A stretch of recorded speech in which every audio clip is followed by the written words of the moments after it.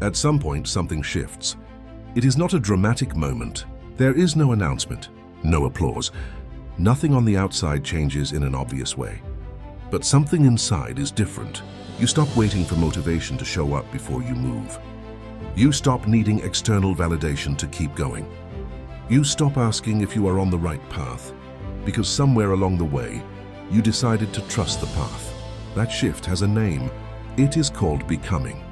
And it is one of the most important things that can happen to a person. Not achieving, not arriving. Becoming. This video is about that process, about recognizing it when it is happening, about understanding why it matters more than any result you could name. Two very different places to operate from. Most people spend years trying to be disciplined, trying to be consistent, trying to be better, and trying is not a bad thing. It means you care. It means you are still in the game. But there is a ceiling on trying, because trying is effort-based. It requires constant willpower, constant motivation, constant reminders of why you started. It is exhausting, and it is fragile. One hard day, one moment of doubt, and the trying stops. Becoming is different. Becoming is not something you do. It is something you are. When you are becoming, you do not ask whether you feel like showing up. You show up because it is who you are now. What changes in the shift? Before the shift, you rely on feeling ready. After the shift, you move regardless. Before, you need someone to believe in you to keep going. After, you have built enough evidence to believe in yourself. Before, a setback is a reason to question everything. After, the setback is just information, a data point, not a verdict. Before, you were doing the habits. After, you are the habits. That is the shift. And it does not happen in a single moment. It happens through hundreds of small moments, where you chose to keep going when stopping would have been easier. The evidence you are not counting. Here is something that almost nobody does. Look back at how far they have actually come. We are wired to focus on the gap, the distance between where we are and where we want to be. And that gap can feel enormous, discouraging, even paralyzing. But when is the last time you looked the other direction? Back at where you started, at who you were 12 months ago, 2 years ago, 5 years ago. You are not the same person. And the distance between who you were and who you are now, that is real growth. Even if it does not feel like enough. The growth that does not get measured. There is growth that shows up in results. Numbers, milestones, things you can point to. And then there is growth that does not show up anywhere, except in who you are when things get hard. How you handle pressure now versus how you handled it before. How quickly you recover from setbacks. How you talk to yourself on the hard days. What you no longer tolerate in your own life. What you are no longer willing to settle for. That is not nothing. That is everything. That is the kind of growth that makes the external results possible. And it is already happening in you, even if you have not named it yet. 3 things you have built. If you have been showing up, even imperfectly, consider what you have built. Resilience. You have been through hard days and kept going. That means something. Every time, you did not quit. You built a layer of resilience that will carry you through the next hard season.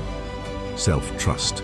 Every small commitment you kept, even when no one was watching, is a vote for the belief that you are reliable to yourself. And that self-trust compounds in ways that are hard to measure but impossible to fake. Clarity. You know yourself better than you did. What works for you? What does not? What you actually want, not what you think you should want. That clarity is a result of showing up, trying, failing, adjusting. It does not come any other way. Sign 1.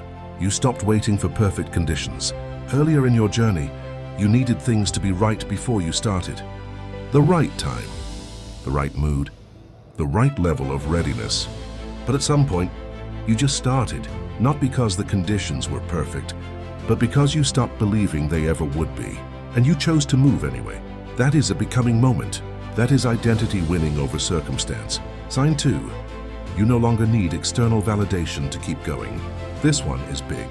Early on, you needed people to notice.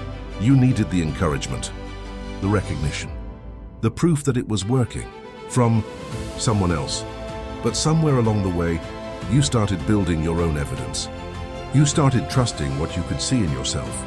not just what others could see in you. When you no longer need applause to keep going, you have found something more powerful than motivation. You have found identity. Sign 3. Setbacks no longer end the journey. You still have hard days. You still make mistakes. You still fall short sometimes. But the difference now is how you respond. You do not catastrophize. You do not spiral. You do not let one bad day become a reason to abandon everything.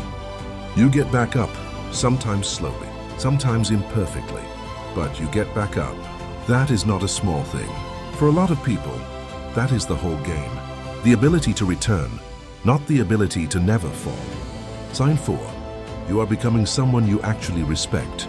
This is the quiet one, the one nobody talks about. But there comes a point where you look at yourself, not at your achievements, not at your results, but at who you are, how you show up, what you stand for, and you feel something you maybe did not feel before. Respect for yourself, not arrogance, not ego, just a quiet recognition that you are someone worth being.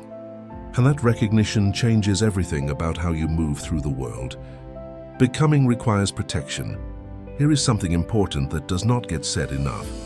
The person you are becoming is not guaranteed. Identity is not a destination you arrive at and stay. It is something you choose that's every day. And there are forces, internal and external, that will consistently pull you back toward the version of yourself you are trying to leave behind.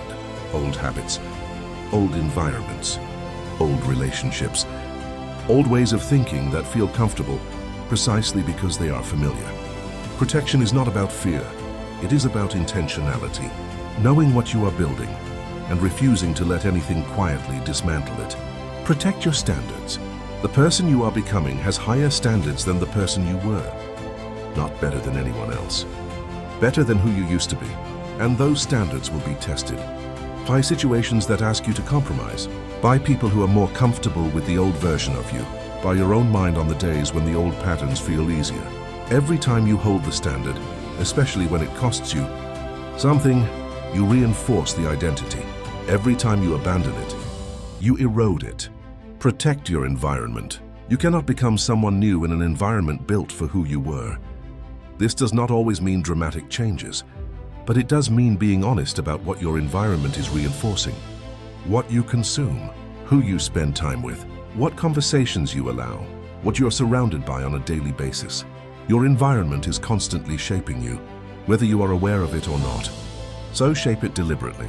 Build an environment that makes it easier to be the person you are becoming than to return to the person you're leaving behind. Protect your self-narrative. The most powerful environment is the one inside your own mind. What you say about yourself, what you believe about yourself, the stories you rehearse when things go wrong. If the internal narrative is still writing you as someone who fails, who cannot sustain change, who always ends up back at the start, that narrative will win, eventually. So write a new one, deliberately, repeatedly. Not a fantasy, a direction. The story of someone who shows up, who keeps going, who is worth becoming. I want to say something directly to you before this ends. You may not feel like you are becoming anything. You may feel like you are still the same person, in the same place, with the same struggles. But I want you to consider something. The fact that you are here, watching this, thinking about this, caring about this, is evidence. Most people do not watch videos like this. Most people do not ask the questions you are asking. Most people do not care enough about their own growth to spend time on it. You do. That is not nothing. That is the beginning of everything. You are not who you were, and you are not yet who you will be. You are in between. You are in the becoming, and that in-between space, as uncomfortable as it is one of the most important places a person can be. So keep going, not because you are sure, not because it feels worth it every day, but because the person you are becoming needs you to show up for them. They are waiting, and they are worth it. Never forget, you're stronger than you think. Comment becoming if this video described exactly where you are right now. Like if this reminded you of how far you have already come. Subscribe. New videos every week. Save this for the days when you forget who you are becoming.